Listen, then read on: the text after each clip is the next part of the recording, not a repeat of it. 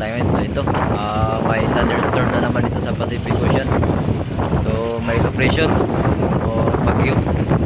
So yung nakaraang gabi mga kadagat ay nasa gilid lang namin yung pressure, hindi namin alam, kaya malaramdam namin ng madaling araw may malakas. So ito naman, meron na namang palibawag na naman pressure. So naghihintay na lang kami ng weather update dito ng aming kapitan, at naghihintay na lang kami kung ano talaga ang weather talaga ngayon. Kung patuloy talaga na masama ang panahon, kami ay pababa muna magkatago.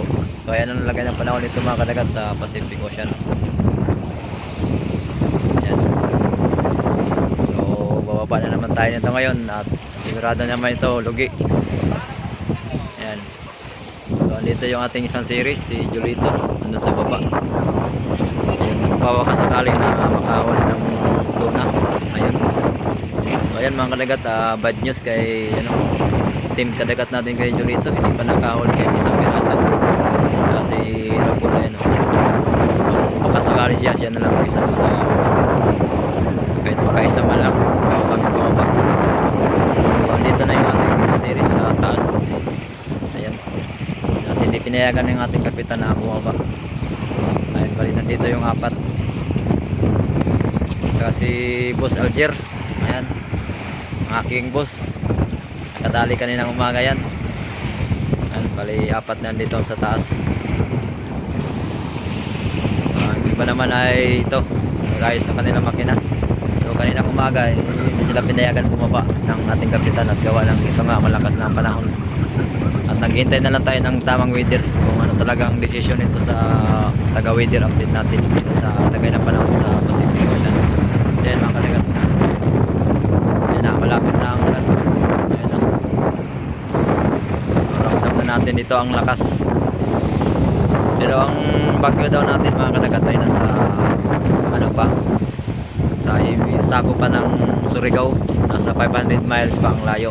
So ito sa atin low pressure, kaya gagawin natin ito ay bababa rin talagang lagay ng panahon, patuloy talaga itong lalakas. So itong aking amihan nito mga kadagat. Pwede na update na natin mga kadagat lagay ng panahon dito sa Pacific.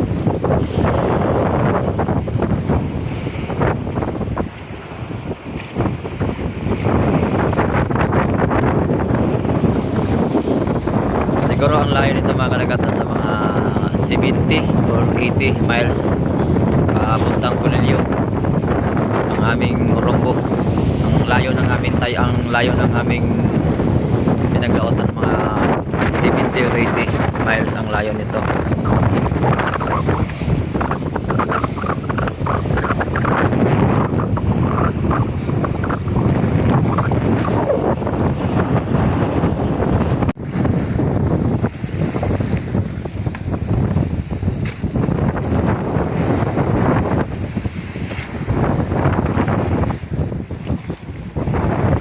Then yun mga kadagat, mayroon pala tayong karga ngayon na tuna dito sa bangka. Siguro ay mga 16 piraso na ito na tuna natin na isa pa natin dito sa bangka.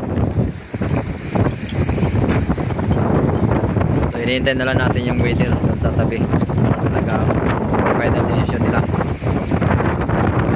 Baka gawin na rin tayo. Nasa 80 miles na naman ang layo nito mula dito sa amin tayo papuntang Manila.